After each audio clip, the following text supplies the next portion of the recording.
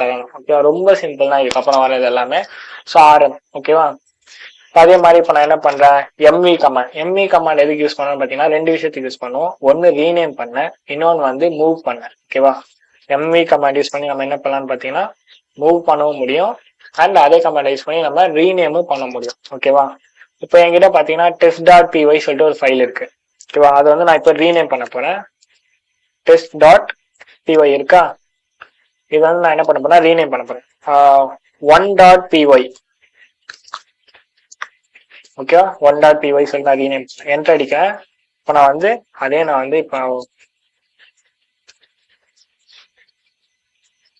Okay.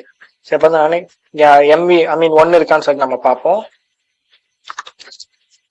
So இங்க இருக்கு பார்த்தீங்களா 1.py, ஏன்னா அது வந்து ரீநேம் ஆயிடுச்சு. ஓகேவா, ஸோ ஃபுல்லாக வந்து அது ரீநேம் ஆயிடுச்சு, அதனால நம்ம வந்து அந்த மாதிரி பண்றோம். ஓகேவா, இப்போ அதை வந்து நான் அகைன்